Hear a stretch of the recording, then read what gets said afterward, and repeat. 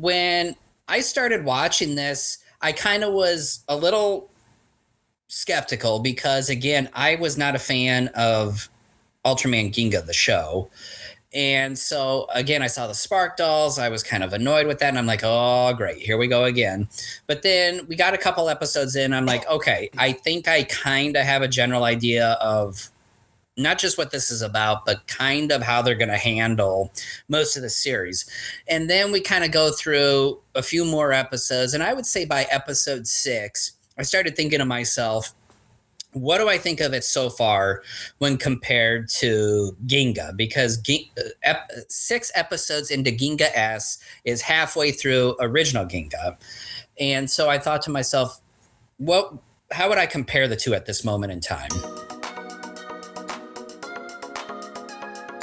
Welcome to Go Kaiju Show, where we have a healthy obsession with kaiju, and we are the longest running kaiju podcast thus far. I am your co-host, Kent, and with me is your other co-host, Jason. What's going on, peeps? We are back visiting Ginga in Ultraman Ginga S. We are covering the series, which went 16 episodes, and we are covering the 2 movies. Ultraman Ginga S, the movie, Showdown, the 10 Ultra Brothers, if I remember that subtitle correctly. Or just Ginga S, the movie. Yeah, I'm trying to be complete here. Yeah. And then the other and final movie we're going to cover is Ultra Victory Fight. Victory. Or Ultra Fight Victory. But he's called Ultraman Victory. Why would you split up his name? Well, it's because it's called Ultra Fight Victory.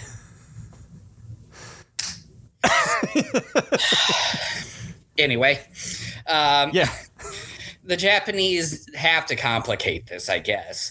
All right. But before we do that, a quick thing here. We are doing one more show before Jason goes MIA. Jason is going to visit Japan, and he's going to broadcast hours upon hours of video live from there. So he's going to take us everywhere with him. And I don't think that's not going to really happen. No, that's not going to happen.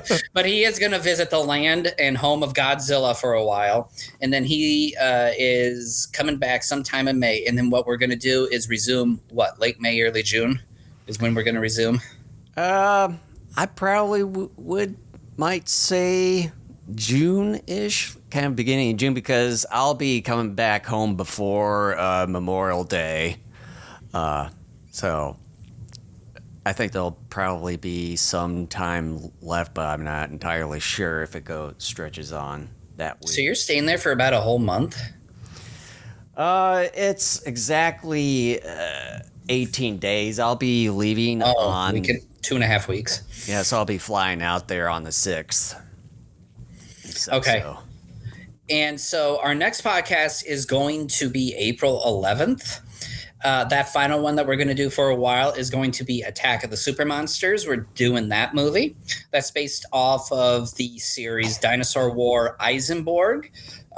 Basically what they did is took numerous clips from that mini-series. I think it ran, don't quote me on this, I haven't done any research yet. I used to know this, but I think it was something like 12 episodes or however long it was, and then they kind of mishmashed them together to make a film. So we're going to cover the actual movie of that. We would have done another episode later in April, but then I'm out of town. So I'm out of town in late April, and so basically you are going like a month and a half without us. I'm so sorry.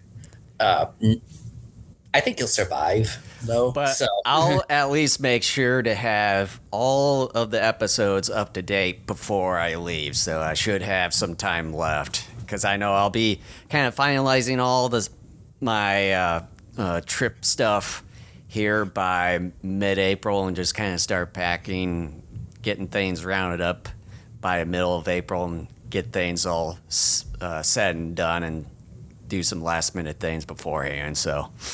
All right. So before we get into Ultraman Ginga S, Jason, the usual housekeeping. Yes, if you see a subscribe button down below, make sure to hit that subscribe button as well. Smash the like button, and you can preview all of our video and audio episodes right at the following streaming channels that you see down below. And you can see both video and audio versions of our episodes at our own website at gogokaijushow.com. All right. So Ultraman Ginga S, the series, 16 episodes. Basically, just like any other Ultraman series, there is some evil shenanigans going on. This time, the main alien villain is Alien Chibol. He is the main villain up until the final episode and a half, where Two, yeah.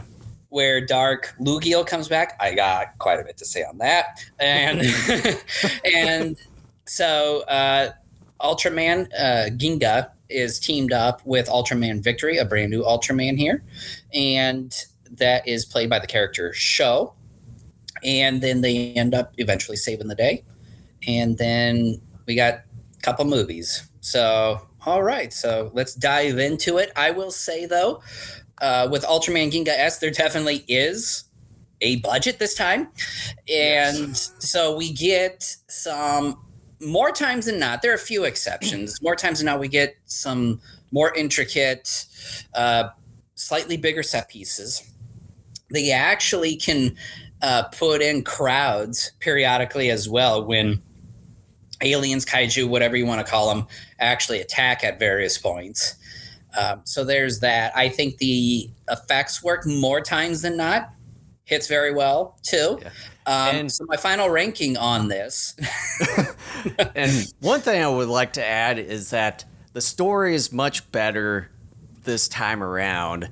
And when I was going through and what I was thinking yesterday, with how the whole series was going through, it's like you can almost just say that you can just entirely skip the Ultraman Ginga, the one that came before this one, and you don't really need to know anything from that show necessarily, because it may dabble in a couple of the characters maybe once or twice, and then some callbacks to that, but ultimately you you can just completely skip Ultraman Ginga show previously and just get into this one. And it's just with the story and the characters, they're much more developed this time around compared to the previous schlop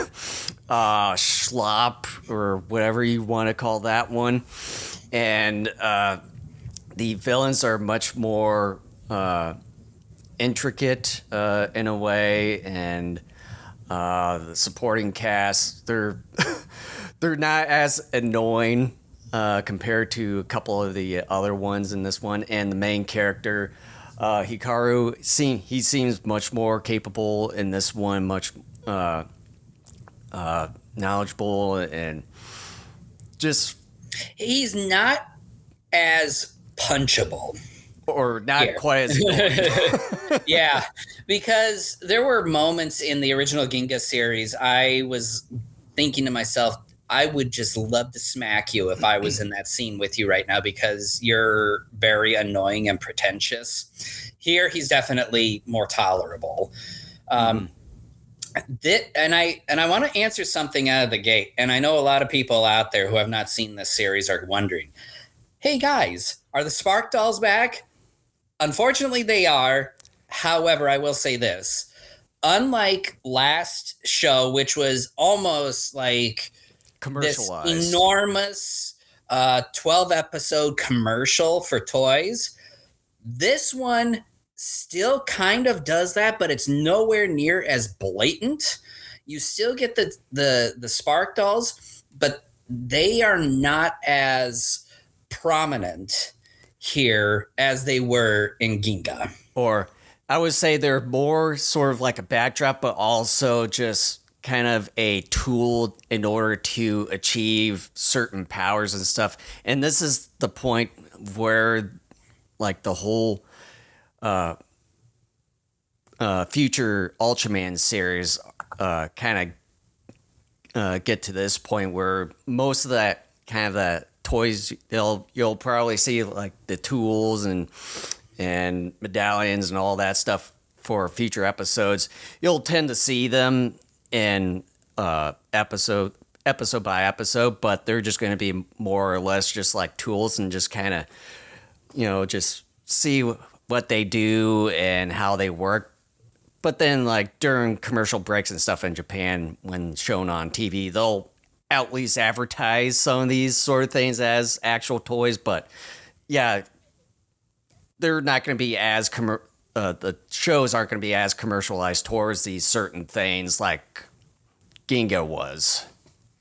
Yeah, it's definitely, it's a little irritating at first when you start this series, because especially if you're coming off of Ginga, like we were, I was still kind of annoyed at that. But then as I went along through the series, I realized they were not as front and center here as they were in the last show.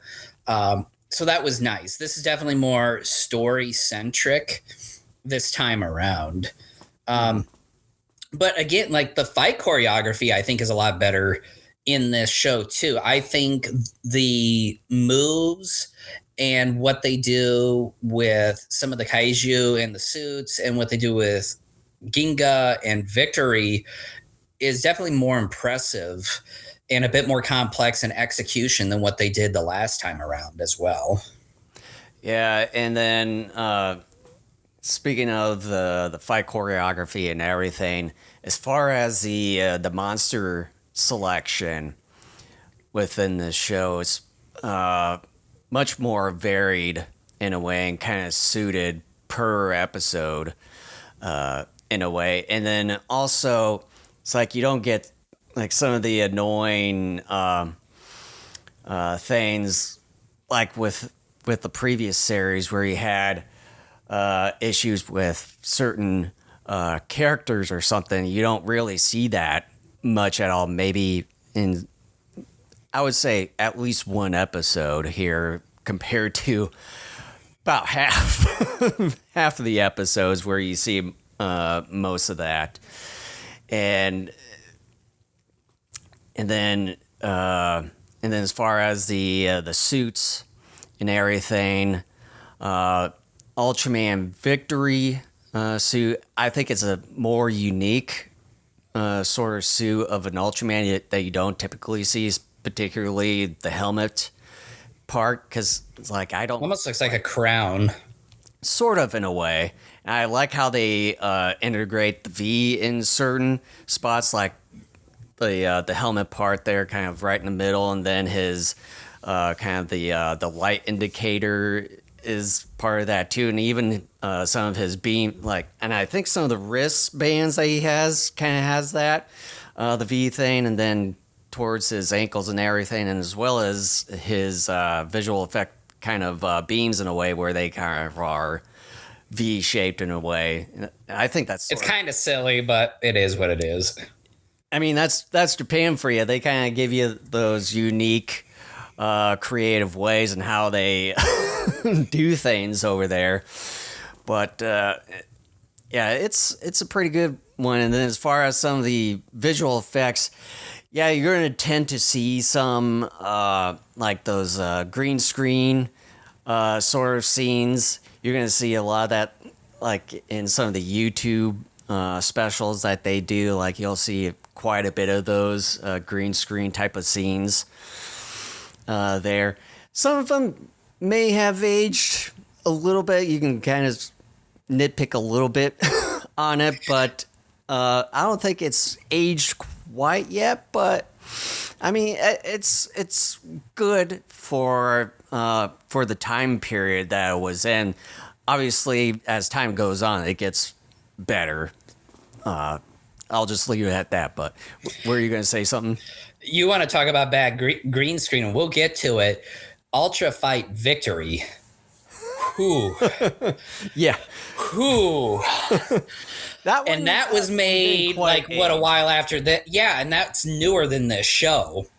Yeah. And yet somehow it's, we'll get to it. One of the things though I want to discuss though is the trajectory of the writing of this show, because when I started watching this, I kind of was a little skeptical because, again, I was not a fan of Ultraman Ginga, the show. And so again, I saw the Spark Dolls. I was kind of annoyed with that, and I'm like, oh great, here we go again. But then we got a couple episodes in. I'm like, okay, I think I kind of have a general idea of not just what this is about, but kind of how they're going to handle most of the series. And then we kind of go through a few more episodes. And I would say by episode 6, I started thinking to myself, what do I think of it so far when compared to Ginga? Because 6 episodes into Ginga S is halfway through original Ginga. And so I thought to myself, how would I compare the two at this moment in time? And I thought to myself, definitely Ginga S is better. But even then at that point, 6 episodes in, I thought to myself, I am not sure that if the show continues the way that it's going, this is one I will revisit again down the road. But I kept an open mind. I'm going, I still have 10 more episodes left. This thing could change. We'll just kind of see how it goes. But if the series ended here, I would say probably wouldn't watch again. It's still better than Ginga. It would be fine. Starting around episode 9 or 10 is kind of when there was a shift in the writing. When you think of some of the Ultraman shows, at least I definitely do, I think of some of the older ones where you have organizations like the Science Patrol in there. You get an organization like that here called the UPG. It's Ultra Party Group. Party Group or something. I know it's Ultra something group. And I don't remember the name because they only mentioned it once or twice throughout the whole series. It's called Ultra Party Guardians. Ultra Party Guardians. Okay, I stand corrected. But you get that group here, and for most of like this, episodes leading up to about 9 or 10, I thought to myself, the UPG is pretty worthless. They aren't doing much. They're not really as engaged as like a Science Patrol was with the original series. I'll add this in. I probably would say this is, as far as I can remember, when watching the Ultra series here, I think this is probably the very first show that I've seen when an agency seems to be newly created because they were currently in the middle of building this headquarters that they had. And I think it was kind of throughout towards, I think, episode 9 and 10 when it seemed pretty complete in a way, because you can see that they were like in some of the shots where it seemed like it was incomplete, but they had a sort of a framework, but they were still kind of functioning while the whole construction of this base was still going on. I guess that's true, yeah. But then once you get to episode 9, 10, kind of in there, UPG actually becomes more involved, and so do some of the characters, including the head of the UPG. The storytelling gets better. The stakes actually start to rise, and it's more engaging, because there's sort of this period where I kind of wonder if the writers for this particular show are like, okay, well, the network ordered 16 episodes. We got to somehow stretch this out. So it was sort of this just kind of formulaic storytelling for a while. And like I was saying, by the time I got to episode 6, I'm like, it's fine, but unless something changes, I'm not sure if this is something I'm going to ever come back to. Well, then once things started changing around episode 9 or 10, it got better. The series, I think, definitely got better from there all the way to the end. And that's something I really appreciate about this show that Ginga did not do. And I remember one of my complaints about Ginga was that there really was no true escalation. Things just sort of happened. And again, because of the smaller budget, shit was so limited. Things just were not great with that series. Here they had more of a budget. They had,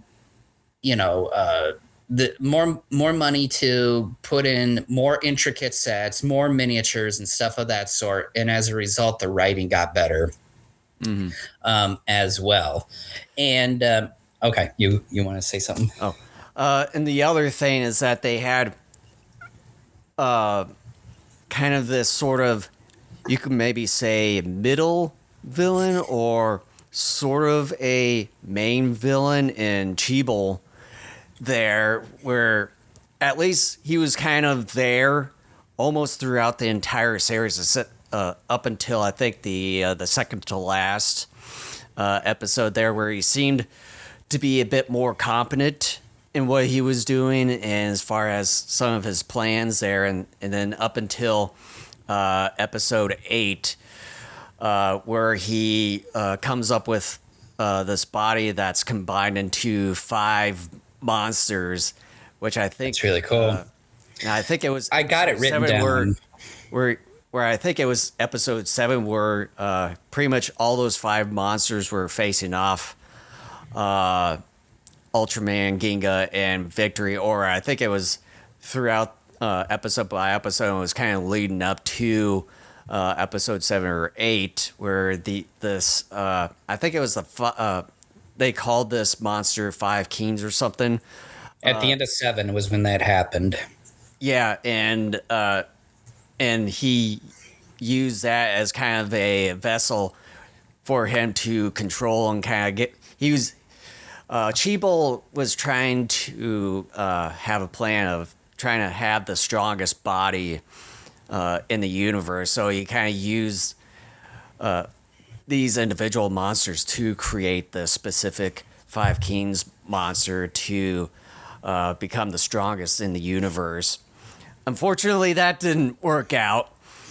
And then he had another plan. I think his master plan was to revive Dark Lugiel, which for whatever reason he was in on the moon. Like he was stored in the moons for whatever reason. That makes no sense. Yeah, because I don't think I remember in Ultraman Ginga where he was like punched so far into space where he cratered into the moon or something. Yeah, that's just a weird what the hell, but whatever. Yeah. So he was going to use Dark Lugiel for himself to control and to be the strongest in the universe. That way, he sort of did. In was it in the third to last or second to last episode, where he this monster that sort of looked like him in the way and kind of fused with the UPG base there with that Victorium beam cannon there in the base. Go ahead. I forgot to mention, like, one of the central focuses of this whole series is this element called Victorium. Yeah. And it's underground, basically like right under Tokyo there. It's supposed to be in this Earth's underground world. Source. Yeah. Yeah. And Mana, speaking of which, there's a cyborg we haven't even discussed here, which whatever. I don't know if it's worth talking about much, but well, her original name was 10, but then once she 10, yeah. Pushed aside by Cheeble there and became more of an ally towards the humans and stuff. She was then called by Mana via Misuzu there in one of the episodes. I think it was episode 9. Yeah. But this Victorium is part of this underground world's life source, and that's where Show comes from. Show is Ultraman Victory. He's got the queen there. Her name is Kirsa, I think, if I remember correctly. Let me get the... It starts with a K. I know that for a fact. And so Victorium is kind of the life source of this underground community. And Cheeble wants the Victorium to not only use it to control his aliens to take over the planet, but to help him gain power for the Dark Lugiel body so he can inhabit it eventually. Yeah, so the gal's name, that's the queen of the Victoriums, there is Queen Kisara. And the other thing I want to add here, we do get a familiar face this time. And Yasuke Saito, which you might remember him being, was it the professor and Godzilla for Space Godzilla? He appears in this. It was connected with the mafia. Yeah, he's part of the Victorian type of race in the underground called Kamushin. He doesn't really do a whole lot, though, most of the time. He basically just stands there and once in a great while has a couple words to say. Yeah. Well, unfortunately, this is kind of one of his final handfuls of things that he does before he unfortunately passed away 6 years later. Man, you keep like bumming me out. You told me yesterday about that one actor, and I'm just like, damn it. But on to goofier stuff. UPG members Arisa and Goki. I got to talk about them for a moment. They love their electric vehicle and the Nissan Leaf. Hooking up their guns to like the battery pack of the car or whatever and using them as guns. It's the dumbest thing. And then also hook it up. And then also charging up the entire base with just that Nissan Leaf. I think it was in episode 1 or 2 when they did that. I was like, you gotta be kidding me. I'm like, why not have the base out of that stupid car? And it's so stupid because they're like pew-pewing at massive kaiju. You know how they always make fun of in some of these Western movies where, hey, they even did it in Independence Day where they were like, hey, don't take your pistols and shoot at the massive alien spaceship. Well, Arisa and Goki are hooking up what I call their gas guns because it looks like they're pumping up gas. They're hooking up their little pistols, which are hoses, to this battery compartment or whatever of their vehicle, and they're shooting kaiju. I'm like, oh dear God, this is dumb. Like, this is one of the most ridiculous things I've ever seen. And then especially it's like if once they charge up their type of beams or whatever, it's like, how are you going to dodge that? And then it's like, what if it targeted the Nissan Leaf there? It's like, you're pretty much SOL. Yeah. And it's so ridiculous. And there was sort of a period where they kind of abandoned it, and then they went back to it even more later in the series. I'm like, no, I thought we were done with this. and then the also kind of goofy thing with the show here is that kind of at the I think it was the final episode where was it Hikaru was saying that he can transform into Ginga one last time, or was it Ginga mentioned that to him? And then of course he transforms into him, but then it's like transforms into him again maybe a few so more times. It's like that's the only goofy thing with the whole story writing. And it's like, go ahead. You're misunderstanding that, because you're right in that he can only transform one more time. But what they did was they showed you Ginga and Victory fighting that Lugiel mech that we did not see from the end of episode 15 to the beginning of 16, because the beginning of 16, they already turned back into their human selves and a decent chunk of the city has been destroyed. Because I remember going into episode 16 going, they gypped us out of a fight. What the fuck? And no, what they did in part of that episode was that part of that was a flashback of showing Victory and Ginga fighting that mech before the actual beginning of episode 16, which we started on. So that was that part. But yeah, there's a lot that I want to kind of wait to get to that part. And then one of the episodes where Chigusa comes into play, forget which episode that was, and then you have Goki just kind of like just being a fangirl. All of a sudden there's like, oh Dear God. That's not the greatest part of the episode. The greatest part of the episode is what I call the hot dog kaiju. Is that alien who originally was supposed to work for controlling the planet, where they were supposed to use like these little glow sticks that when people shake them, it's supposed to make everyone more angry and aggressive and then turn on one another. Well, then he started listening to Chigusa's music and he fell in love with her. So he became one of her major groupies. He turns into a human called the Mr. Tambourine.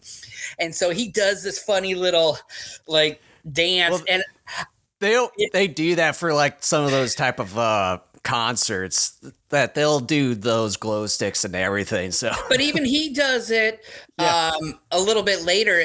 And I just have to say, it's so stupid, but I love it. I'm like, the design of this kaiju is hilarious, but his personality and his dance moves with these glow sticks, I'm loving this. It's stupid, but I love it. It's so entertaining. I have a stupid grin on my face when I watch it because I'm going, it's funny, entertaining. Like it's you have to see it to believe it. It's great. But I will tell you that this one sentient kaiju that you called the so-called hot dog kaiju and stuff, you'll see him in future series and stuff. I hope so. Like I loved him. I loved him in this. I go, this is so dumb, but I'm loving it because it's absolutely amazing. One thing I want to get off my shoulders here, and I might have talked about this with Ginga perhaps, and this is a problem that we see a lot in tokusatsu, and I think we see it even more in contemporary tokusatsu. And we see it a couple times in the Godzilla saga, and we definitely saw it at the end of Gamera too, where it's this ability for our heroes to gain and receive power and abilities that continue to make them stronger than they once were.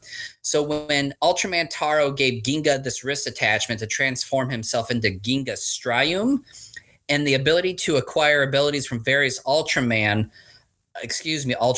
I groaned, because bullshit like this always ends up eliminating stakes of the show or movie in question, because we, the audience, know damn well that the hero cannot and will not be defeated. And I find it to be one of the biggest cop-outs of storytelling. And I find it to be also lazy, because that's a turnoff for me for a lot of contemporary tokusatsu. It's like, okay, the stakes have been raised. Maybe the villains have some sort of plan or ability this time to defeat our heroes. But then some bullshit thing comes out of the air and it's never hinted at. It just happens. It's like Gamera all of a sudden getting the mana at the end of Gamera 2, and he's able to open up his chest and blast Legion. That's the thing I hate most about that movie, because it's never hinted at. And I understand that Gamera is this like creation out of Atlantis, but still it's never hinted at that Gamera had that ability. In this show, we see with the Ginga Strium and other abilities that Ginga and Victory get over the course of the series, it just happens because that's what the storytelling wants to have happen, and that turns me off with a lot of contemporary tokusatsu stuff. Well, and like what you said there, and then as far as future Ultra series, they kind of tend to sort of go off of that too. And even before, when there was a hiatus between, I think it was Ultraman 80 and Tinga, when it started with Tinga there, they sort of started doing that, but with changing different suits and all that. And then, of course, with was it the Ginga S movie, which we'll get into in a little bit. When you have Cosmos there, he was one of those that appeared in the Ultraman Cosmos show back in the early 2000s. He tends to transform into different kinds of suits and everything, except they didn't have like these intricate tools and stuff, kind of like the Ultra series that started with Ginga S and then through obviously to today. I just wish that, because I understand Super Riot Productions because we talked about this a couple of weeks ago with Ginga that Ultraman had not been on for a while at that point. But I think they kind of always knew that Ultraman was coming back. It would be nice if they did something, for example, where like the Strium wristband maybe was introduced or it was mentioned or something like that in, let's say, Ginga. And then it comes back into actual play for Ginga S here. Or earlier in Ginga S, they talk about or hint at something like that wristband in development or coming into play. That's the problem, is that we're not even given any hints. The stuff just happens.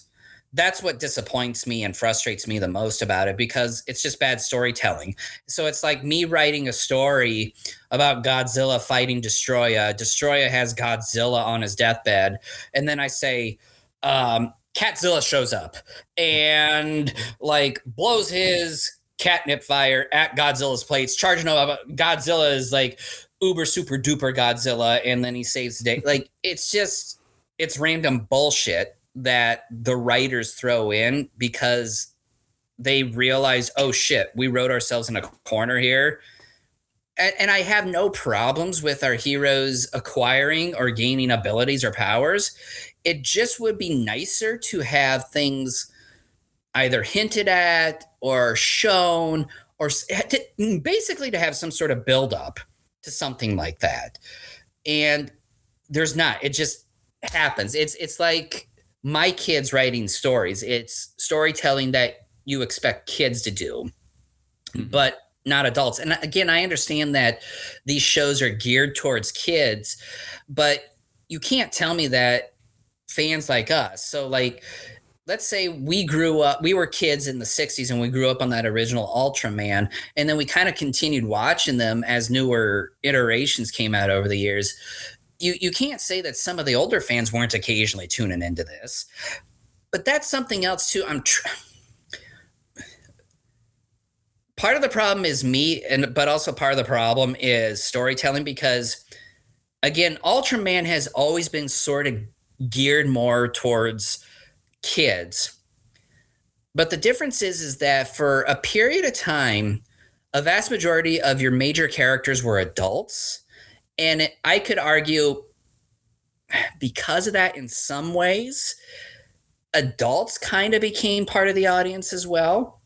But then once you got more into what came after 80, when was the next Ultraman? Was that in the 80s as well, or was that the 90s? It was 90s with Tinga, like I mentioned before, yeah. So then Tinga in the 90s, I'm sure that's kind of when you had... Not Tiga, my bad. So with Tiga, I would assume, because I have not seen it, so I don't know, so correct me if I'm wrong, I would assume that's maybe the first time that your main characters are teenagers, right?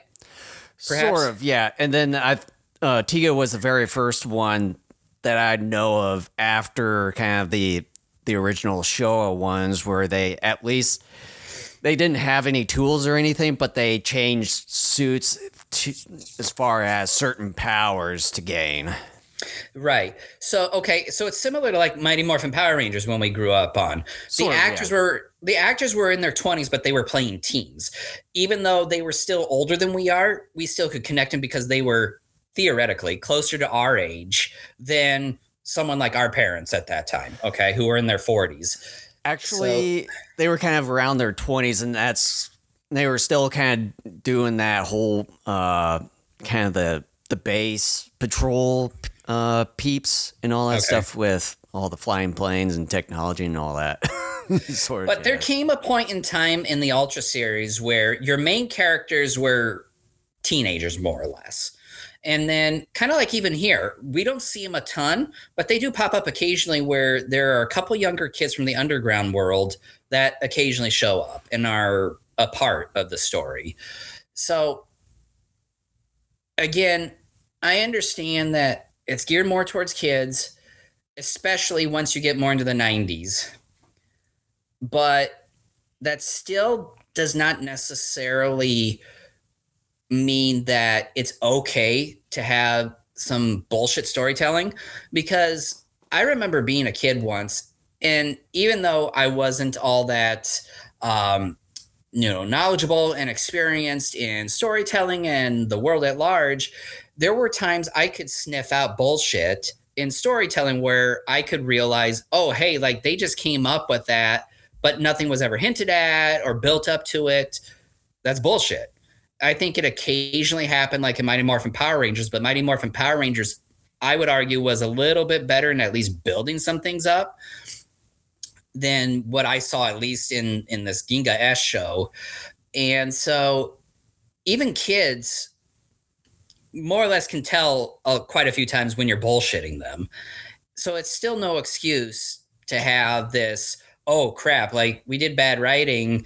We need to come up with something. Have Taro come back, and there's this wristwatch that basically gives him the powers of just about every Ultraman that came before. And it's like, but then that makes him too powerful. And then it messes up with storytelling in the future, because instead of Ginga transforming straight into Ginga, why doesn't he just go into Ginga Strium and then just do a power or two from one of the other Ultramen and then defeat the alien invader quickly, because apparently that makes him more strong than if he's just Ginga. I wish this was handled better. You can sort of say it's like Dragon Ball Z in a way. Oh, that's a problem I've always had with that. Where you have the base form, and then you kind of go into Super Saiyan if the character or the villain gets strong or something of the sort. So you can kind of go on that. I remember you watching that show back in the day, and I would watch some of it with you. And I remember telling you at one point, I'm like, this is complete and utter bullshit, because the hero, there's always something that the hero pulls out that's never hinted at. And I'm just like, I can't do this, because it diminishes the stakes of the story. It's like, okay, yeah, the villain will dominate, but then it's Goku will reach down his pants and say, here's my dong, suck on it. And then he wins the day. Like, it's just, that was an issue I had with that show. That, to me, Dragon Ball Z, in my opinion, is a pure example of just, okay, stakes are raised, but then the hero will just randomly come up with something that's never built up to and win the day. Like, that frustrates me. And speaking of which, how about Dark Lugiel?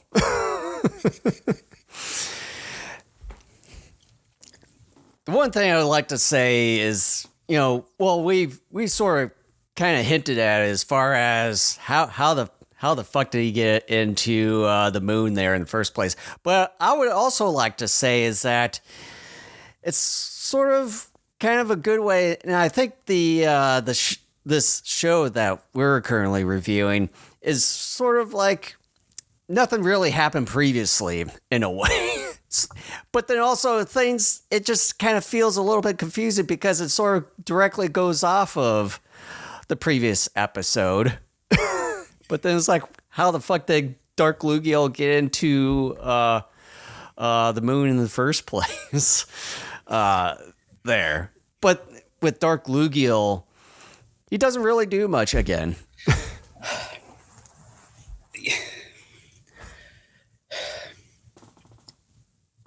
This is another example of incredible potential that is poorly executed on. I bitched and moaned about it a couple weeks ago with Ginga. It's still bad here. It's a bit better. But when we talk about the Ginga S movie, holy shit. It's like they took the Lugiel character and said, we hate this motherfucker. What they do to Lugiel in that movie is a crime. But here, it's a little bit of a step up. The kaiju based off of his body is kind of cool, except for the tower sticking out of its back. That's kind of stupid.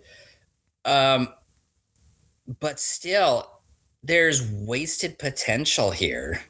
And then I would like to say there's one reason why Dark Lugiel exists.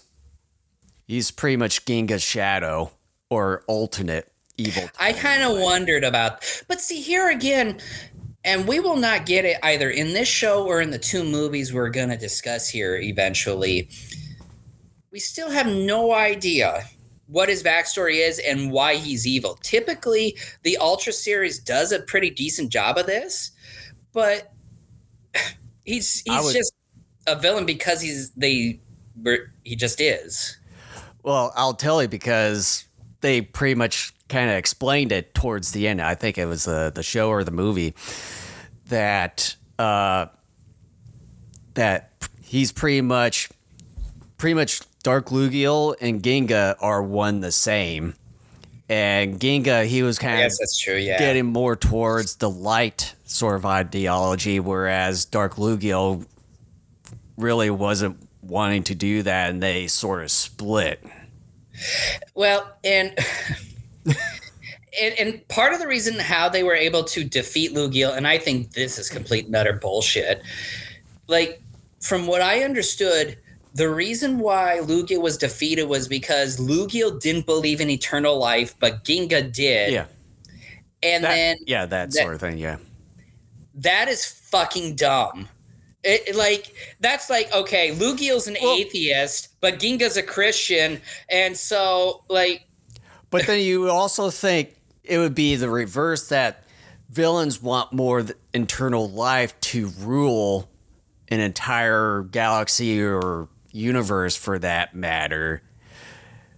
Whereas as far as, you know, the good guys say, you know, live in the moment, you don't need to be immortal to gain all this powers, some sort of thing. You think it'd be sort of that way instead of reversed. Yeah, I mean, it could be that, or just like, I mean, it doesn't have to be anything super special, but give me some sort of backstory or MO for him that basically is like, maybe something happened to him because the Ultra family, maybe he was a former Ultraman, and like, sort of like in the Christian story, how Satan was a former angel of God, and I forget the exact story, but basically he's a fallen angel, and that's how he became Satan. Maybe you could do something similar to that with Lugiel, because they sort of did that with Belial. Yeah. And like, you could, like I said, it doesn't have to be super special. Like, just have something, maybe even like a Belial version 2, something like that. I'm willing to go with it, because to me it's like, oh, like revenge or whatever, like, or even galaxy domination, even something as plain Jane as that, I'm willing to accept and go with. But because Lugiel doesn't believe in an afterlife, Ginga does, Ginga wins. It's like, so what? Okay, like, I mean, I don't know if there's an eternal life or not, and let's face it, nobody knows. Nobody really knows. We'll find out when we're dead if that's true or not. But I hope there is. That's all I'm going to say, is I hope there is. But that's not a weapon. Like, that's not something that you defeat someone or something with. If you want to defeat him with the power of love, I'm willing to go with that. That's stupid, but that's something. Like, you kill him with kindness, as the saying goes, you know, or something like that. But because of one person believing that there is an eternal life, and then you have another one that doesn't believe, the one that doesn't believe is defeat, I think it's dumb. Like, they should have just come up with a different way. Like, Go Power Rangers, it would have been dumb. It would have frustrated me. But even have some super duper power up for Ginga and Victory to just defeat him. But because of a belief in eternal life or not, and that defeats Lugiel, is dumb. It's stupid. I hate it. They make Lugiel a punk. Like, again, it's wasted potential. You could have done something really special and unique with this character, even if it was like a Belial 2.0 in some respects. That, to me, is better than what they are doing with him here. Mm-hmm. Yeah, they kind of, yeah, like what you said earlier, that they sort of kind of trash him throughout the entire existence of this show, from the first Ginga show here and then in the movie. Yeah, I mean, okay. I have to say something here about Mill Creek, because Mill Creek was beginning to Mill Creek in many ways has pissed me off in the past. At least they're now bought, so. Yeah, and let me find it here because I want to make sure I get this right here. Okay. So it has to be said that the translation of this show is really bad. Mill Creek's work here is the worst I've seen out of their Ultraman work so far. There are words missing, wrong words being used in places, and sometimes there's no translation at all in spots. This is a bad job on their part. I think the Ginga S, and I haven't watched all their stuff, but out of what I've watched so far, their translation for Ginga S is pretty bad.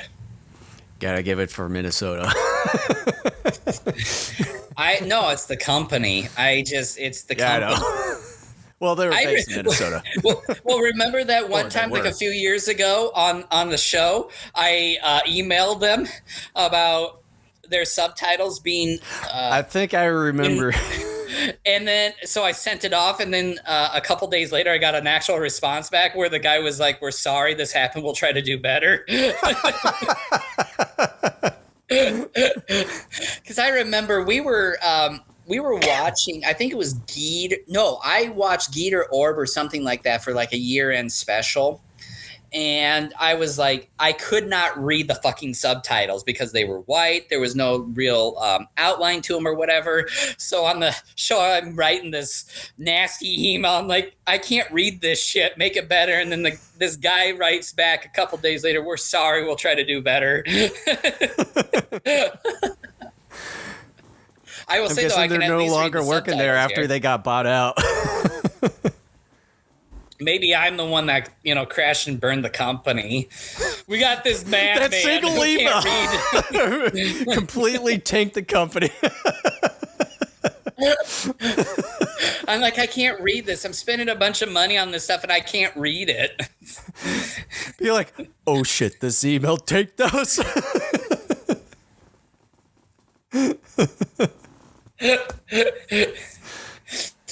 Oh, man. Should we do final thoughts? By the way. Well, I got a lot of notes here, and I'm just kind of because we could spend a really long time on this. I'm just kind of wondering, do I even want to? You know what? Like, more or less, the main thoughts have come up. I just want to say a couple quick things about Shepherdon. Oh. Shepherdon, which is the underground protector kaiju, he reminds me of a Pokemon character, Lugia. No, not Lugia. Lugia. From, was it the not Ultra, Pokemon Silver cover? Yeah, the second gen. And then he's a cross of Lugia and this Pokemon Ruby. I know what you're thinking of. Yeah. The red one. I don't know what the name of that Pokemon is. I know what you're thinking of that. Yeah. But I'm like, hey, that's a Pokemon. But that's all I wanted to say. But yeah, it's pretty cool though. And it's cool. Yeah, to me that's not a knock. I just am like, this definitely looks like a cross between Lugia and that Ruby Pokemon. It would be kind of cool to have that figure, especially the translucent version that they show on there in the the show. Even that to me. Even the sword, even though that they only showed that for like I think 2-3 times. Okay, that's kind of where again the show comes back to being very toyetic because it comes back and I go, that's a fucking toy. You goddamn well know that they made a toy version of that because I'm going, that would not be a proper sword. It's like, that's a goddamn toy that they sold. And it's like translucent. Hey, get the mysterious, like, ultra rare Shepherdon figure. It's translucent because that's what they do with a lot of theater exclusives for Godzilla, where they made them translucent and shit like that. And I'm like, for fuck's sake, here we go again. I knew what I was gonna. I was trying to figure out how to bring that in, and then once you brought up Shepherdon, it's like, oh, this is perfect timing to bring this shit up. I'm like, that's a fucking toy that they sell in toy stores, and you goddamn well know it. I'm like, son of a bitch. Like, it's bad enough that they kept the Spark dolls, but they kind of kept it a little bit like under the radar, just a little bit. And they're like, buy our Shepherdon shit, translucent Shepherdon and his sword. And I'm like, that, oh man, just Oh man, son of a bitch. But yeah, there's a lot more I could go into, but you know what? Like, how long? plus we got a game going here later on. Well, we've already talked almost an hour just on the show. Yeah, like, close to an hour. More or less, we kind of hit on the main points. Let's just go into final thoughts and a rating here. Want me to start first, or you could go first, so that's fine. Yeah, as far as Ultraman Ginga S goes, as I was saying earlier, I would say it's light years better compared to the previous show that we reviewed in the last episode here. And the story is much better. A lot more resources involved this time around. Fortunately, we get better character development, better practical and visual effects this time.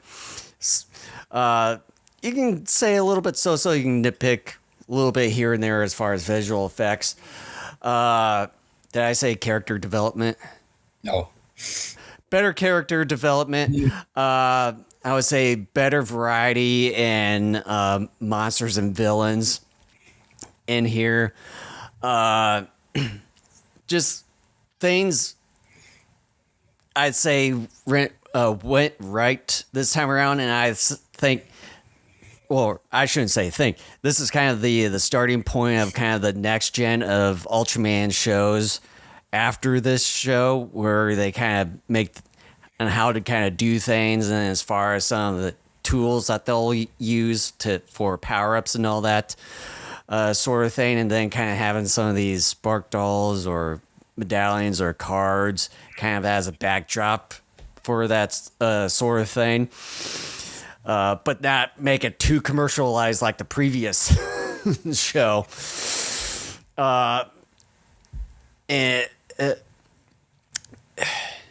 Yeah, it's a much better show this time around. And then as far as the amount of episodes, I think 16 was good enough.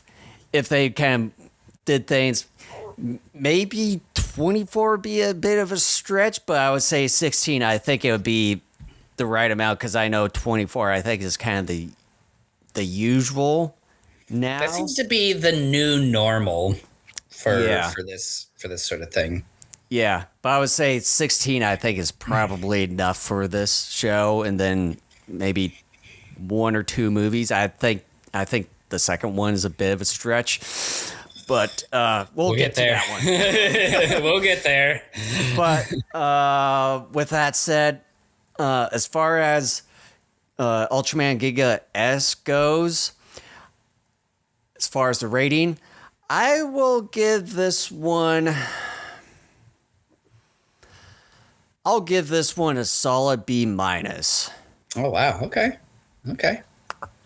All right. Ultraman Ginga S is in many ways exactly what you would expect from a more modern Ultraman entry. It's bigger, louder, more polished than its predecessor, and on a surface level, that goes a long way. The improved production value is immediately noticeable. The fight choreography is consistently strong, and there's a greater sense of scale that helps the series feel more substantial than Ginga.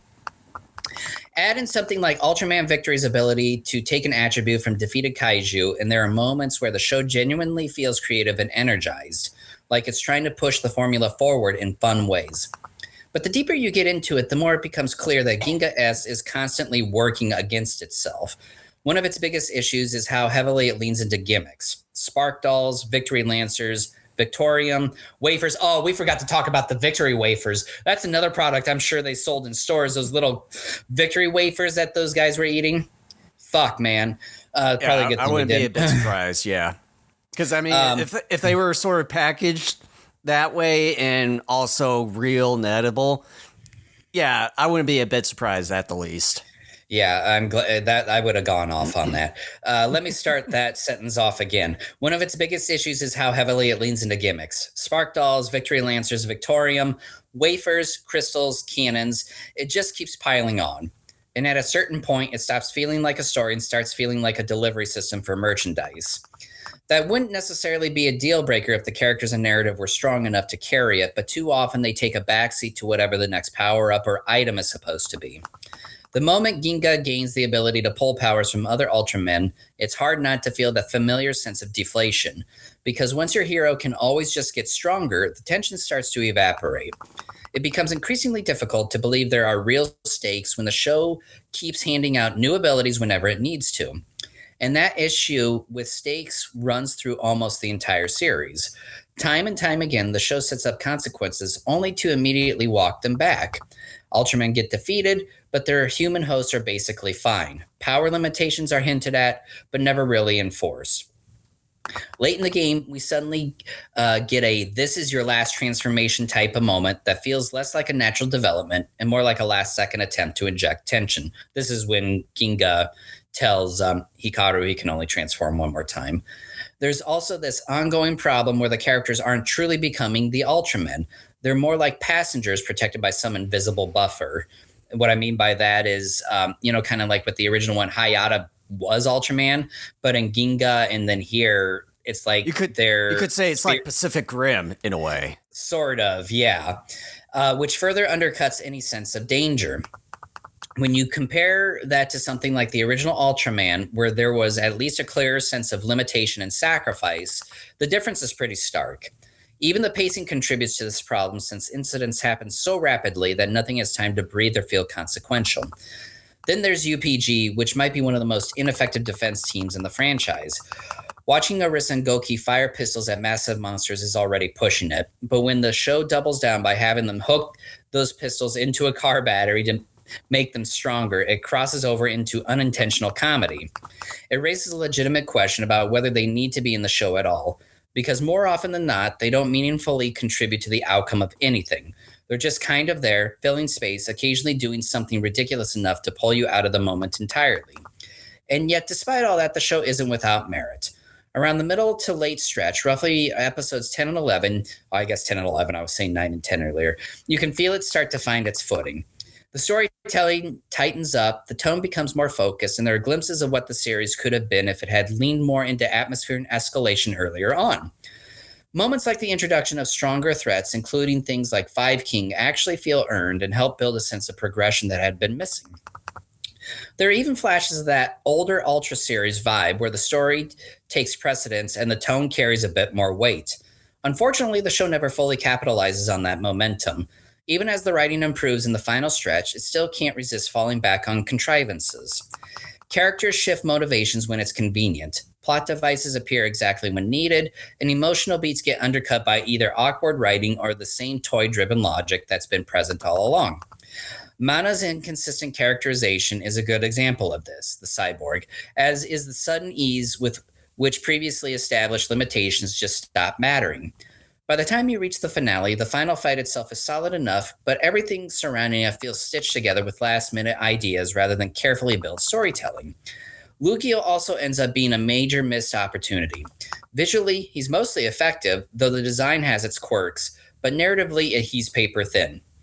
There's very little motivation beyond simply being the villain, and the explanation we do get, tying his conflict with Ginga to a philosophical disagreement about eternal life, lands in a way that feels more silly than meaningful.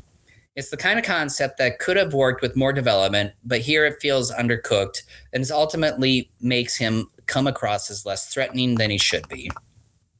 On top of that, the translation issues don't help.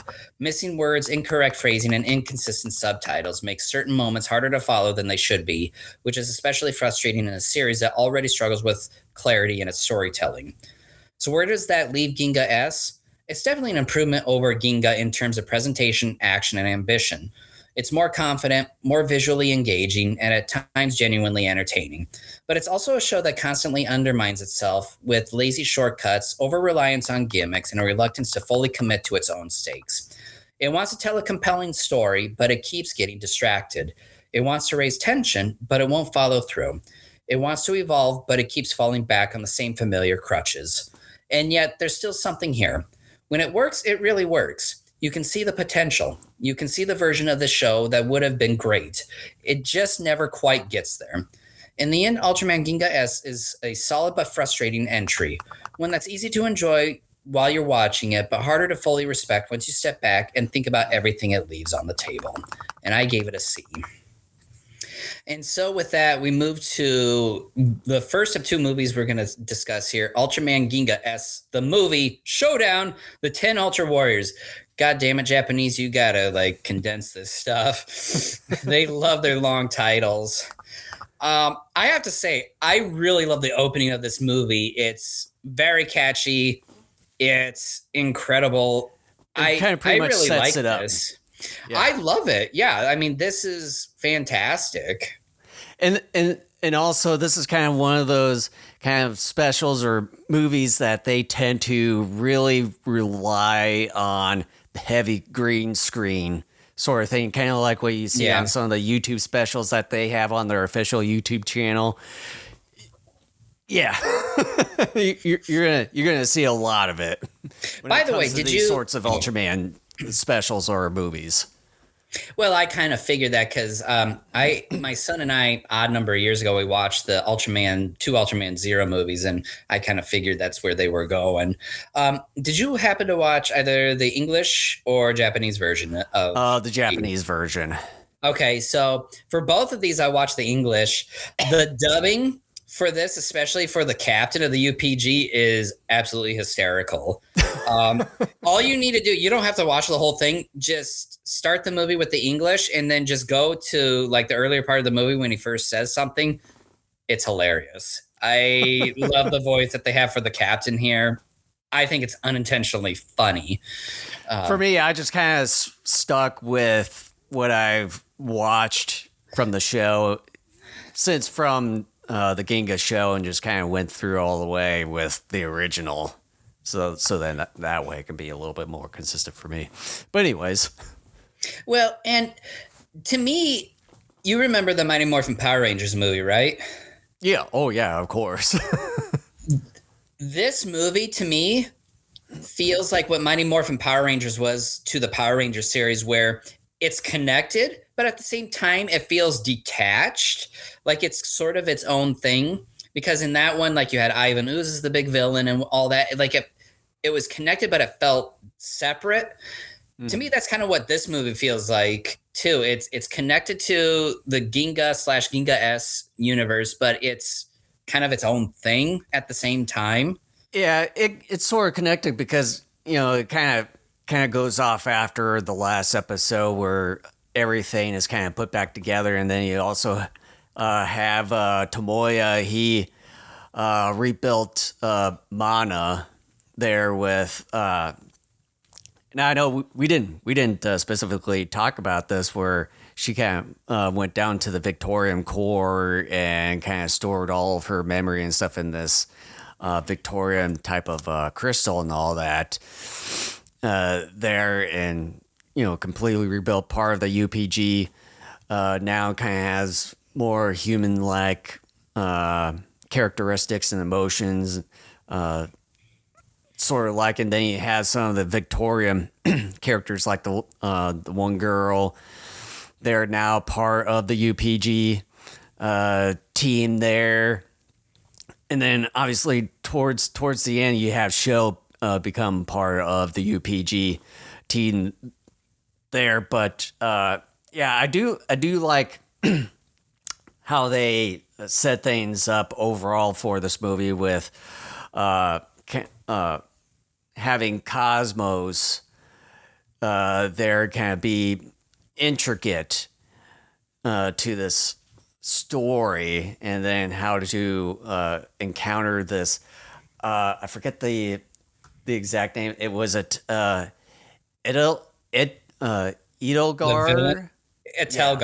Etelgar. Yeah. And then he manipulates this one princess from another world named Arena. It's Elena in the English dub, so I'm going to call her Elena. Oh, going off the cast list I've got here is Arena. Yeah. Okay. So you touched upon one of two things that I have major issue with this movie, and it's a 62-minute movie. 63 to be exact. Sure. That's not what I'm going to argue about. Okay. So, Elena, God damn it. This whole her moving back and forth between being good and evil, fucking annoying. I hate how many times this happens in this movie and how it's so poorly done. Again, how many times it happens. And I realized too, Itelger really didn't need her. Like, there was no real point in having her involved at all because Itelger. Yeah, I was gonna mention that it just felt like overall with her entire scenes in it, and then her backstory and everything, it could have just been completely cut out from it, and you wouldn't even have a full hour. And even then, if they put her in to have some sort of human perspective on the villain side, it still is unnecessary because Itelgar can speak to our heroes. You just don't need her. Or maybe like you have Cosmos maybe kind of helping her plan it out or something, or maybe kind of the guardian of her home world or something, and then like he comes in, destroys everything or something of the sort. Edelgar, and then they sort of escape, and then they stumble upon the world. That they could have done something like that. Sure, yeah.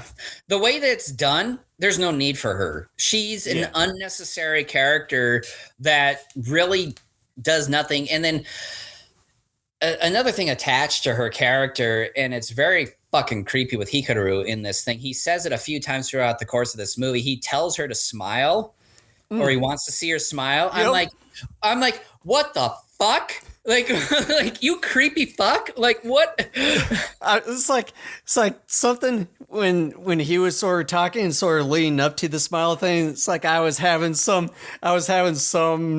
like weird sort of thoughts and stuff. I'm not gonna say it's like it's sort of like it was leading up to that. I was like, no, don't. But then when he said smile, I was like, what? Yeah, I'm like, yeah, well, I've seen a lot of dumb shit in like these contemporary Ultra series. I'm not going to be surprised if she smiles and then all of a sudden everything gets solved. Like, you know, like, these shows are that ridiculous where I wouldn't pass that up for them to pull and be like, oh, a girl smiles and then that's it. Everything's solved. So, yeah. And then another issue I have with this is Ultraman Zero's a dick for having Sho and Hikaru train and basically not telling them what they needed to do to defeat Itelgar, which is basically to work together, to have, you know, to just work together, which is something that they had been doing in the show prior to this anyways. But they are padding this movie out because it creates this training montage, which Sho is ripped and Hikaru is this skinny twig. Like, yeah, kind of embarrassing. That was kind of one thing I kind of mentioned. It's like, boys, like just looking at his biceps and arm in general, it's like, I think if I was around his age or something, it's like, I think I had like thicker biceps or arm by that time. I was legitimately concerned for the actor. I'm like, is he like not eating enough? Like, to me, it was scarily thin. But anyways, besides the point, the one thing, kind of what you were pointing out, is like it was pretty much leading to them kind of merging their minds, kind of be sort of in one. And like I was saying with the show, I think, it is like this show was made right around the time of Pacific Rim where it was kind of the hype. I think they sort of kind of got the idea of having the merged minds and stuff from Pacific Rim. And when they merged both Victory and Ginga into this kind of a singular Ultraman. Cool suit, by the way. I can give them that. But much better looking suit, but I think they sort of got that whole idea from Pacific Rim. Yeah, I think the suit is really, like, the upgrades here are cool. The fight choreography is fantastic. But okay, I guess 3 things I have issue with this. Well, you already got one down. No, I got Elena. I've got this whole training thing with Ultraman Zero. It's to pad out the damn movie, and it slows everything down because the movie had incredible momentum up until the middle part of this movie, and then it just fucking slows to a halt. Lugiel! Of course, Lugiel got destroyed in one hit. What in the fucking hell? I mean, this is so fucking dumb. Lugiel is the worst. I mean, actually, the writers are the worst for wasting a character such as Lugiel. Why the fuck have him in this thing to begin with? He gets hammered in one hit like a bitch. But Lugiel is a bitch. I don't like the fact that they treated him... I don't like how they treat him here. Like, this was such a wasted character. I mean, like, Belial was treated wonderfully. I love not only the look of Belial, but I love what they did with his story, what they did with him as a character in an MMO. I mean, that's how you do a villain. And Lugiel, they're just like, nope. Like, pretty much the only reason why he was in that movie is to pretty much test out the new Ultraman Ginga or Victory, whatever. I forget the name of the form. There when they merged together, it's sort of showed his powers and strength and everything. Pretty much. I will say, though, I kind of like the final fight a little bit because it's almost like a video game where you have different levels, and at the very top is your big bad. I kind of like that. It's very video game-ish. I would say it was sort of like that with Ultra Fight Victor, which obviously we're going to get to here in a little bit. Ultra Fight Victory does not even come close, though, to, like... Yeah. But other than that, the story for this one was, you can say it's sort of backtrack a little bit after the show in a ways. But as far as the visual effects in this, it's pretty spectacular. I would say it's maybe a little bit better compared to the show here. Because, I mean, obviously you got one of... Japan's legacy studios in Shochiku here behind Toho and all that. But and then obviously you could have just cut out the whole story with Arena, or they should have thought about reworking that whole entire thing. And then as far as that, when you had the UPG team going in to say some of the Ultramen that were trapped in kind of like this Superman type of it happens too quick and easy. And then you had Edelgar. It's like, for some reason I want to say something else, but it's just hard to pronounce his name in a way. And then it was when when Edelgar was shooting the beam, or I think it was like some kind of smog or whatever it was at the UPG team. And then they were put to sleep, and then they were you start to see their dreams, and they were starting to become afraid of whatever that they were afraid of the most. And, you were talking about Arisa, and then Goki. My God. Goki, his fear, I kid you not, tomatoes. And then the visual effects when they were showing him running through this like ramp sort of thing in one of the scenes, I would say that that's probably the worst visual effects because it seemed like that they just used cutouts for these tomatoes and just roll them around instead of just like visual effects. Probably the worst. But we'll get to Ultra Fight Victory. I would say that's not compared. I would say I wouldn't compare it to Ultra Fight Victory and when it comes to visual effects. Look, I'm not a fan of fresh tomatoes myself. I'll eat them cooked or stewed, that sort of thing. But that was so dumb. His fear of tomatoes. It was like Attack of the Killer Tomatoes, but the tomatoes didn't have like evil, nasty faces on them. Something though, and I don't know if you've noticed this, but I notice it an awful lot in contemporary tokusatsu hero shows where it seems like in order for special moves to work, they have to announce them right as they're using them. I find that to be silly and ridiculous. Well, it's like that in the Super Sentai stuff, Power Rangers, right, and as well as a lot of the animes and stuff that you'll see. I just think, on the one hand, I can understand that maybe they say them at least once just so like your audience understands what that move is. But it seems like the moves are not going to work unless they say them. So it's like, the Strium Beam. Okay, so is the Strium Beam not going to work if you don't say Strium Beam? Yeah. I find it to be so silly and ridiculous. But I like the final fights. I think they're really cool. Like I said, it's very video game-ish. Mm-hmm. Other than sort of the middle part of the movie, it's not a terrible way, I guess, to spend 62 minutes. The middle part, again, is frustrating.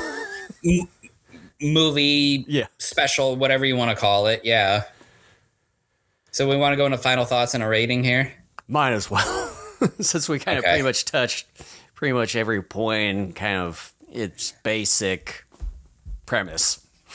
I'll go first this time.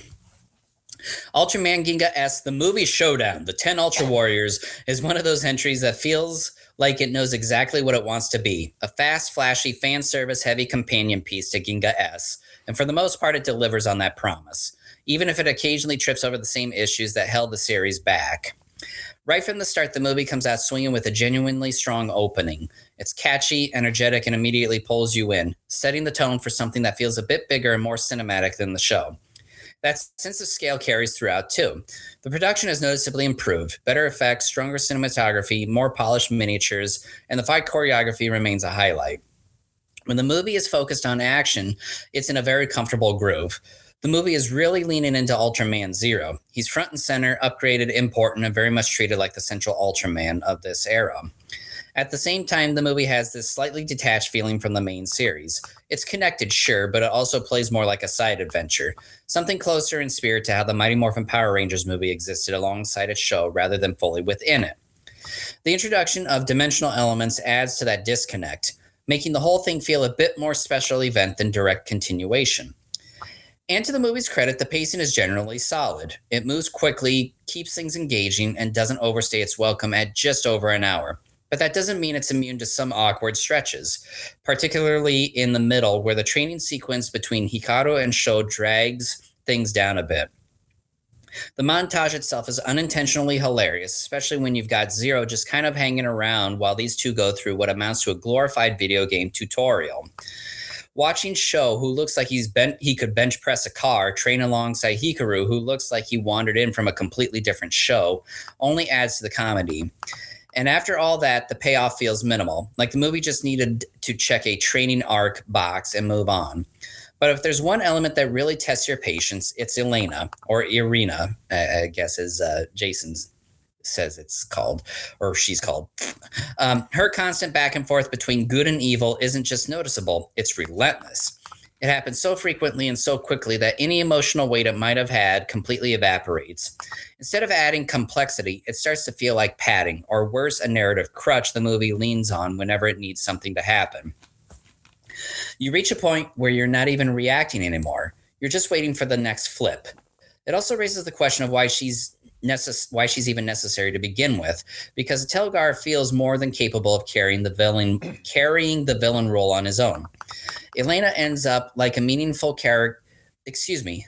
Ends up less like a meaningful character and more like a toggle switch the script keeps flipping for convenience. The same sense of convenience shows up elsewhere, too. The movie continues the franchise's habit of introducing powers and abilities exactly when they're needed, which undercuts the stake in a pretty familiar way. There's never really a sense that the heroes are in danger when the solution can and usually does appear out of thin air. And of course, this is all paired with the classic tokusatsu tradition of announcing every move before using it, because apparently these abilities don't function unless you yell their name first. Then there's Lugiel. Again. At this point, his inclusion feels less like a meaningful return and more like the writers just not knowing when to let go. After being underdeveloped in the series, he shows up here only to be dispatched almost immediately, which somehow makes him feel even more wasted. It's hard not to be frustrated by how much potential the character had compared to how little the franchise actually does with him. Still, when the movie gets to its final act, it finds its footing again.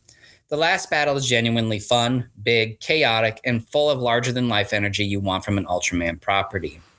It does have a bit of a video game boss feel to it. It leans into the spectacle, and for a while you can just sit back and enjoy the ride.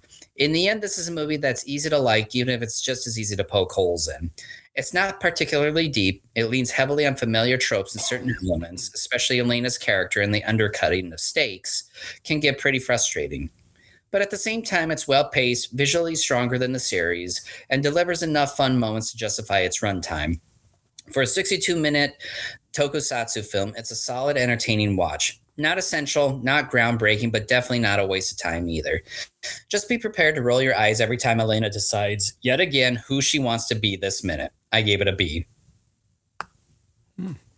Even with all some of the negative stuff you had with it, but you still gave it a better. It's entertaining and engaging enough that as I've always said throughout the life of this podcast, for the 16 years that we've been doing it, I've always said, to me, entertainment is like the framework for a movie. I don't care how good you are at storytelling. If it's not entertaining and engaging, I'm not going to care. So this was fun. It was a fun battle. It was entertaining. That's, to me, more important than anything else. Yeah. The movie is pretty entertaining. It's kind of follows along with a lot of the specials that we typically see from the Ultra series when they upload it to their, like, these specials onto their official YouTube channel. That's relied heavily a lot on the green screen backgrounds and environments to make the environments. I would say, as far as the story, it took a little bit of a back step, particularly like with the whole arena sort of side story here. They could have at least cut her completely or have rewritten her story, like I talked about earlier, having her be guarded, or have Ultraman Cosmos protect or guard this home planet of hers, and then Edgar comes and destroys it, and then they escape from it and needing help defeating this Edgar villain. Here, that probably would have been a better story, and also extend probably the 60 this original 63-minute movie, and probably extend it even further if they would have went that route. But as far as, like what Ken said, as far as the premise, like the beginning of this film, kind of setting things up, it is pretty good. It kind of straight away get this battle between Edgar and Cosmos there, and kind of set things up, and then of course get a cool new Ultra Ginga victory type of suit when they merge with one another, but then also kind of sort of ripping the idea of Pacific Rim here, having the merged minds thinking alike, that sort of thing. Kind of a cheap way of doing it, especially when this whole show came out not long after the Pacific Rim did. I would say maybe 1 or 2 years after, so it's still fresh. And then like with Lugiel there, he was just mainly there just to show the strength or power of this newly emerged Ultraman Ginga victory there. And then but other than that, the whole meat and potato thing with the battles towards the end of this movie / special is pretty much the highlight of it, because this is kind of the thing that you're going to see a lot with a lot of these Ultraman specials, is just full-on visual effects heavy weaponry environments, and then a lot of Ultraman or men involved into defeating like this evil villain, and everything kind of leads up to like a lot of Michael Bay explosions. And vamping. That's one thing we didn't talk about. There's a lot of vamping in front of explosions in all these. You're going to see quite a bit of that with these newer Ultraman shows, where they turn around, having the villain fall, and then explosions and stuff in the backdrop. But I would say overall, it's still a pretty good entry into the Ginga Show there. And with that, as far as the rating, I'll probably give this one a B as well. Okay. And now to conclude this episode, Ultra Fight Victory, the movie. It's almost like it should be 3 separate words with an exclamation point at the end. The grand. Holy shit. Oh boy. I can probably sum it up is that, why was this even a thing? I would say they could have at least given these powers to show in Ultraman Victory. I would say at least in the show, kind of towards the end of the show, or perhaps in the movie before this one. I don't know why they needed to do a specific one that just mainly focuses on Ultraman Victory. This is awful. It's 38 minutes. It's just a tad longer than a regular television episode. But the green screen is atrocious. I would say, like, this whole thing, when you watched it, I almost thought that I was watching a fan film, just specifically focused on what Ultraman it came Victory. off looking like to me. Yeah, it was some sort of fan film. But this is Subaraya Productions. It is terrible. And there's this new weapon called King Timber, where it's a sword and then it's a fucking clarinet. Whose fucking idea was it that a clarinet should be a special weapon? Did you wake up on the wrong side of the bed today, Steve? Because this is fucking stupid. Really, a clarinet is how our heroes are going to save the day? Fuck you, you're fired. I mean, this is... Yeah, fucking Steve. This is so stupid. I'm like... It's like it's sort of ripping off of the Green Ranger here.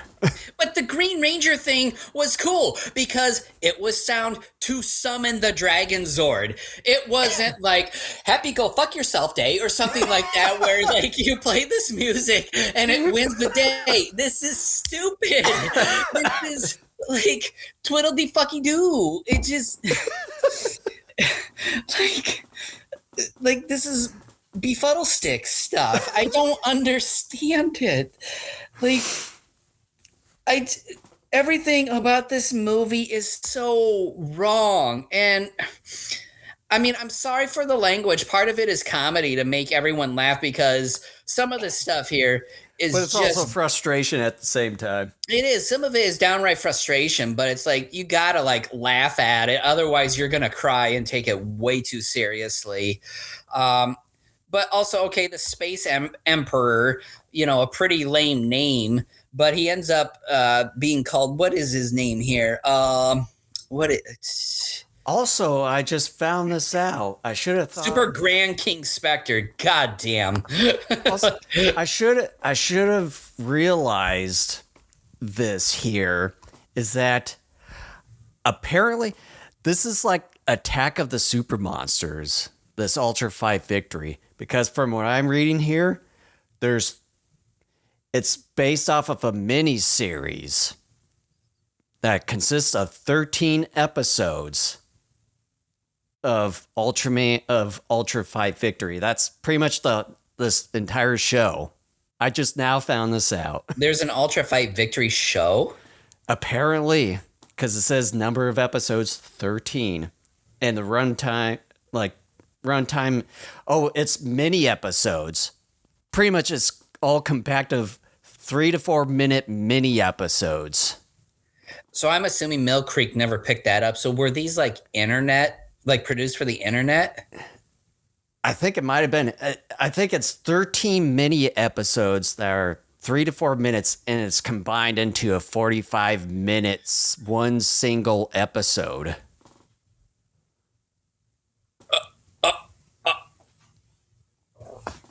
I give up. That's the reason why it looked so terrible. This like it was made as a fan film. This had to have been produced for the internet, like those mini episodes. I wouldn't doubt it one bit. That still doesn't excuse how terrible this looks. But like Super Grand King Spectre, silly, but at the same time, cool name. It would have been nice to have actually had him in an actual episode. I just now read this one paragraph, the first sentence. Currently, a newly released English dub of Ultra 5 Victory is airing on Super Riot Productions' YouTube channel. It was made specifically for the YouTube channel. I'm still not excusing it for how terrible it looks. Yeah. I mean, I'm not letting you off the hook, you know, because the last one looked really damn good, Mm-hmm. you know, and then of course Victorium comes back, but it's like, okay, so you have this Super Grand King Spectre, the Space Emperor. He's involved with being released from the Victorium Core. Then why didn't he get released in the Ginga S show, and or why wasn't anything done about it during the show when the Victorium Core was temporarily removed in that series? It makes no sense. Just completely remove the Dark Lugiel story or synopsis for that character and just replace it with this Emperor dude. In many ways, this is the story behind this is a huge plot hole because it does not work. The whole thing in general is a huge plot hole. The whole thing is full of something, I will say that, and it's nothing good. But it just okay. We barely touched upon Shepherdon when we talked about the Ginga S show. Okay, Shepherdon. Let's come out and just say it, is the key to the whole Ginga and Victory universe. Because every time they need real help, he is the one that is the key. By the way, how the hell can he get resurrected? I thought he died in Ginga S, and it was believed that he was going to stay dead. And then And then also, Shepardon should be getting his own movie because he is the key to everything in this universe here. Well, I think the only thing that sort of made sense is that I think he, as far as show, he still had that translucent figure, by the way, of Shepardon, and I think it's like I didn't quite catch it, but I think he sort of used it to bring him out. But I think he's sort of like the time, like for like a time limited sort of thing, kind of like an Ultraman, and then went back into like the translucent figure after that, and then he's made into a sword again, which is sort of the last time that we see this toy Shepardon sword. This all goes fucking back to, again, one of my issues with contemporary tokusatsu, where it's bullshit is just made up by the seat of your pants. It's like, hey, we wrote this.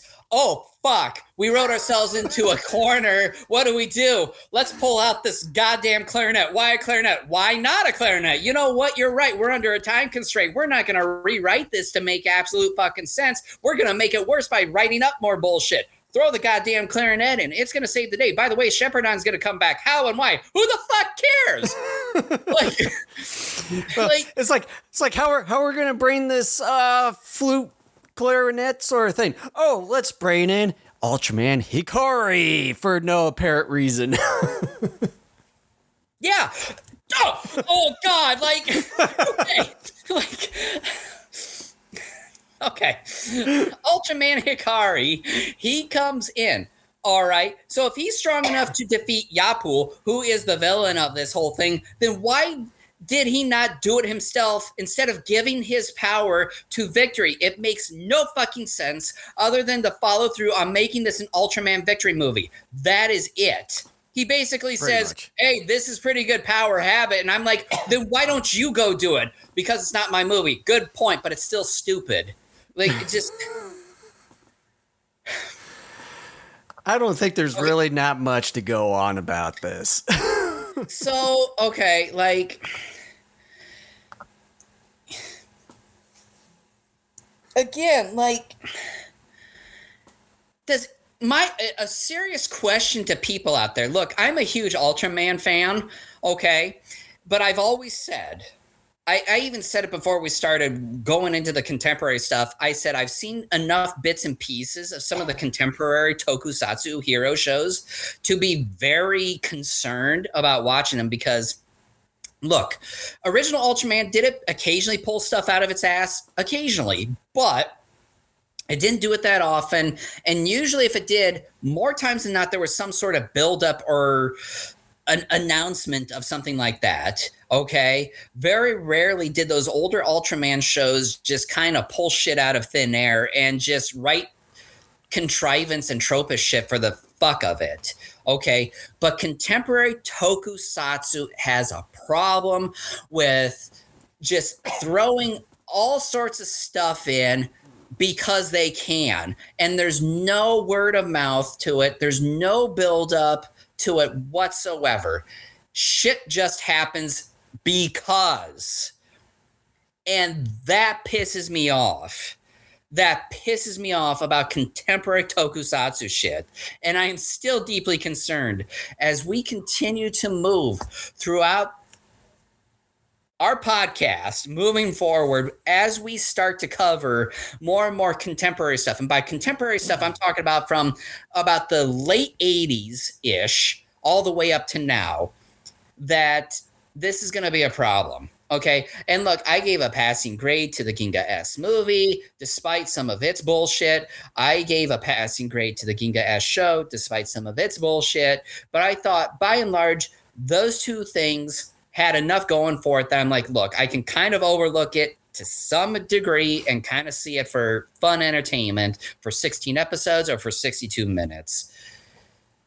Not here. And part of it is because it's a 38 minutes terrible green screen bullshit fest. YouTube video, pretty much. and it's trying to sell you toys again with a clarinet sword. And again, there's a wasted villain in Super Grand King Spectre that, I mean, again, I don't know if he shows up in any other shows or future movies. I hope he gets used again because there's potential here. But again, he's wasted. I do think I may have remember seeing him in one of the other specials on the Super Raya YouTube channel. I hope he's utilized better there. But then, too, the whole story surrounding this comes into conflict with the ending of Ginga S. And it just, we're not supposed to give a damn. Like, you as an audience member should not be thinking about nor questioning this. And this pisses me off. It's like when it comes to the whole Ginga show that we've got now all finally laid out, you can just entirely skip the first one, Ultraman Ginga Show, and you can entirely skip Ultra Fight Victory. Like, pretty much the Ginga S show and then the Ginga S movie is all that matters. Even the Ginga S movie, even though it's really entertaining, I wouldn't call it necessary. Because Ultraman, all of the Ultraman properties since its inception has been about the shows. Yeah. But I know that after the shows, they typically have done. Now they are doing that, yeah. Movies and stuff, so. That was a more recent thing starting, what? Was it the 70s or the 80s was when they first started doing I think it was in the 80s when they started Zoffy. I think it was Zoffy was more of a theatrical version. I think if I remember when they started with Zoffy or Zerth, one of those two. That was more theatrical. But no, it was. I think it was the first Ultraman where I think they took some parts of the original Ultraman show where they kind of did all that sort of jazz, and then I think it went with Zoffy and then Zerth. Well, yeah, like Johnny Sacco had a movie when all it was just clips spliced together. I think now that you mention, I do think I remember hearing about an Ultraman movie, but again, it just took elements of the show, spliced them together for a feature-length film. Just, yeah, just like it's so frustrating because contemporary Ultraman has a ton of explosions, which on one level I find funny. But it's got so many flashing lights and explosions that I think anyone who has epilepsy might have trouble watching these things. Mm-hmm. But it's the continuation of always giving your heroes contrivances to succeed, and it backtracks on raising the stakes because of it. And it fucks around with plots and timelines that really cause a lot of problems. And that's why I've been apprehensive about all this. Like Ginga S, I mean, I'm going to retroactively give that show a C+ instead of a C now because like that thing looks fucking genius compared to granted that was a series, but still this 38-minute bullshit fest is an atrocious abomination. It doesn't want you as a fan to think nor question about anything that happened prior to this because it wants you to buy the product. It wants you to buy the toys. It wants you to buy this movie. It wants you to see this movie. It just, to me, this is where greed becomes a problem. And I think Eiji Tsuburaya, if he were to have been alive for some of the more contemporary stuff, I don't think some of this would have happened. Well, I think he would have said no to a lot of this stuff. Well, and then one of the reasons too is, and I think he did kind of sort of behind the research on it, and when we were talking about the Ultraman Ginga show in the previous episode where Tsuburaya was kind of in financial trouble and stuff, and then kind of acquisitioned from to another company and all that stuff. And I think that sort of thing, with the company buying Super Ride and stuff, they're going to tend to try to make a return on their investment and everything. Hence, with all of these, like Spark Dolls and the Clarinet Sword thing, and then some of the other tools or wristbands that they has kind of this product placement to kind of get kids to buy. One of the sort of ways to make a return on their investment. I understand that, but it's so fucking blatant. They're not even trying to hide it. And that's the problem. I mean, look, we talked about this 2 weeks ago with shows like He-Man, G.I. Joe. I mean, you name a bunch of different shows from the 80s. They were not quite as anywhere near as blatant as what Ginga was. And it's even the original Ultraman. The thing sold itself. You have your hero and you have all these different monsters. You could have done Ginga without the Spark Dolls. Like, you still could have had like the little item thing, because even Hayata had that capsule. But okay, but you didn't need the Spark Dolls. All you needed to have was a brand new Ultraman and some Kaiju. Okay, you didn't need to actually put those in the show. And fuck this shit. Like, again, I'm going to use the D word. I am deeply disappointed because, and I know Eiji Tsuburaya is gone and has been gone for a very long time.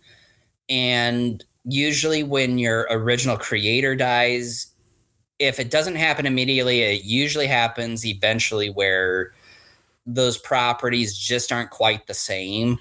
And usually that's not a good thing. And I'm not saying I want the same Ultraman time and again, but I don't want these shows and these movies to basically be one giant toy commercial, literal toy commercial. And on top of that, I want stakes to matter. I don't want bullshit just coming out of thin air just because they can. And I want, if you are writing stories and shows within a particular timeline, I want stuff within that timeline to matter. I don't want you to basically give the middle finger to everything that came before it and say it didn't matter, because that's essentially what you're telling me with part of this story, was that what happened with the Victorian core kind of doesn't matter. Plus, it makes no goddamn sense, because with what happened there, it should have brought some of this calamity with Super Grand King Spectre to life at that time, but it didn't. And so you have this issue with events and story and just plot. Do something else. Again, I'm not asking you to be super duper creative. It would help, but look, just come up with something and try to come up with something that's not going to come in conflict with what came before. That's my issue here. Instead of just making like a YouTube video just for your YouTube channel, we could have just had a separate Ultraman Victory type of TV show that could have come out a year after Ginga S and flesh it out a bit more. That's what I would have rather seen than just an entire like 3 to 4 minute mini episodes that's just combined into near 45-minute episode or special, where it's like it just felt like a fan-made film specifically about Ultraman Victory. Yeah, I mean, look, I'm going to say something positive, and I will say, look, the fight choreography, again, is pretty good.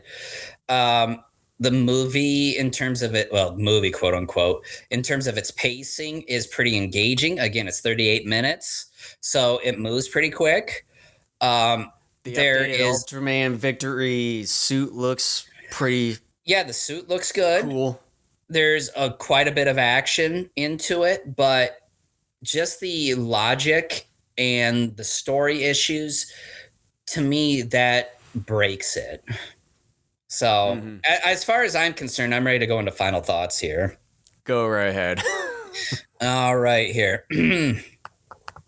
Ultra Fight Victory feels like the natural extension of what the Ginga era was already doing, only now distilled into a shorter, faster, and somehow even more chaotic package. Coming off a Ginga focused series and movie, shifting the spotlight over to Ultraman Victory makes sense on paper, and to the mini movie's credit, it does give Victory a bit more room to stand on his own. But like a lot of things in this era, what you gain in focus, you sometimes lose in execution. One of the most immediate and honestly distracting issues is the visual presentation. For something that you'd assume has at least a modest bump in budget or polish, the green screen effects are surprisingly rough, and that's putting it mildly. In fact, they often look worse than what we saw in Ginga S or even in the previous movie, and it's the kind of rough that's hard to ignore. It's especially frustrating because the actual suit designs, Victory himself, and many of the kaiju look genuinely good. There's a strong visual foundation here that just isn't always supported by the effects around it. That said, the mini movie does move. At just under 40 minutes, it has no choice, and for the most part, that works in its favor. There's very little downtime, and it keeps things engaging enough that you're not sitting around waiting for something to happen. It knows it doesn't have the luxury of slow buildup, so it just barrels forward, which makes it an easy watch even when the story is ridiculous. Narratively, this thing feels like it was assembled with duct tape and a shrug. The introduction of the so-called Space Emperor raises immediate questions. Mainly why none of this came up during Ginga S when the Victorian core was already a central plot point. If this thread is tied so closely to that, it creates a pretty noticeable continuity gap that the mini-movie doesn't even attempt to address. It's one of several moments where the story seems less concerned with making sense and more concerned with just getting to the next fight. The same goes for the character logic. Ultraman Hikari, for example, is presented as powerful enough to deal with the Apul, yet instead of handling the situation himself, he passes that power along to Victory. And while this is a Victory movie, it doesn't make the logic feel any less flimsy. It's another case of the narrative bending itself to fit the story rather than the other way around. Then there's the King Timber weapon, and yes, the clarinet and sword, I guess. I don't know who thought adding a clarinet into a weapon was cool, but it's kind of a choice that crosses the line from quirky to outright hilarious. Every time it shows up, it's hard not to laugh, and not necessarily in a way that creators intended. It's one of those ideas that might have sounded unique on paper, but ends up feeling completely ridiculous in execution. Yet, despite of all that, the mini-movie still manages to be entertaining. Part of that comes down to the action. The final battle in particular is well choreographed and delivers the kind of spectacle you'd expect, especially with a visually striking opponent like Super Grand King Spectre. The name might sound like it was generated by throwing darts at a board of cool-sounding words, but the design itself works. In fact, it almost feels like a waste that a villain with that kind of presence is confined to a 38-minute story instead of a full-length feature where he could have been properly developed. Another part of the enjoyment comes from the returning elements, seeing classic Ultraman pop up, getting more time with Victory, and of course the continued presence of Shepardon, who at this point might as well be the MVP of the entire Ginga Victory era. Seriously, every time shit hits the fan, Shepardon shows up to save the day in some form or another. It's almost comical how essential he's become. Which, of course, raises another question. How exactly is he back at all after what seemed like a definitive end in Ginga S? But like many things here, the answer is less about logic and more about convenience. And that really is the through line of the entire experience. Convenience powers show up when needed. The Victorian core once again becomes a last-minute solution. Characters get exactly what they need to win, exactly when they need it. While that keeps the story moving, it also drains a lot of the tension out of it. The villains never really feel like they have a fair shot when the heroes are constantly being handed new tools to overcome them. In the end, Ultra Fight Victory is very much a mixed bag. It's fast, it's energetic, it has some genuinely fun action, and it's an easy way to spend about 40 minutes. But it's also messy, contrived, and at times unintentionally funny in ways that undercut its own stakes. It shares many of the same issues as Ginga S and its movie, over-reliance on power-ups, shaky internal logic, and a tendency to prioritize spectacle over substance. Still, if you go in knowing what you're getting, there's enjoyment to be found here. Just don't be surprised if by the end, just don't be surprised that by the end of it, you're equal parts entertained and wondering what the fuck did I just watch, especially when that clarinet starts playing again. I'm giving it a D+. Wow. Okay, yeah. As far as Ultra Fight Victory, yeah, it is pretty much a YouTube video, just pretty much ripped off from their YouTube channel and just stuck on a DVD or a Blu-ray, for that matter. And then also it was pretty much kind of like the Johnny Sacco movie and the Attack of the Super Monsters, which we're gonna be doing in the next episode. Although we don't have the show of that, so I'm more than happy to at least have the movie. Yeah. With that said, they should have just done this sort of upgraded version of Ultraman Victory just within the Ginga S show itself. Like, give him this sort of power kind of towards the end sort of thing, and then I'd just say this should not have existed at all, to be honest with you. It just should not have existed at all. And then, if this villain, the super duper Spectre ship man, whatever his name is, could have just replaced Dark Lugiel. You could have done that, because this guy would have been far better, and it seemed like he was far better compared to Dark Lugiel, and at least did something in a way compared to Dark Lugiel. Yeah, and also it just felt like a complete fan film, just solely focusing on Ultraman Victory and just kind of giving him more of the spotlight sort of thing. But overall, this thing just should not have existed at all. So, with that, I'm just going to give it a GFA. Okay. All right. Yeah. I mean, again, I apologize if you're offended by language, but there are just some things, and I will continue to say this until, if the day ever comes, we get done messing with contemporary tokusatsu, or they change the formula at some point, where contemporary tokusatsu is concerning. And I just have a hard time watching it, because it tends to just punch itself in its own face a lot of times. And that's something the older stuff rarely ever did. I mean, yeah, I complained about Kamen Rider being formulaic and downright silly, but it was what it was, and it stuck to its own formula without bullshitting you or itself. It was disappointing at times, sure, and at times it didn't, live up to its potential in parts. But I feel like, to me, again, it didn't beat itself up. To me, it sort of felt like it was trying to play it safe in a way, but then also to some degree it was around a bit too long. Yeah, I mean, there are issues with it. I'm not letting it off the hook. But and I said this late last year too,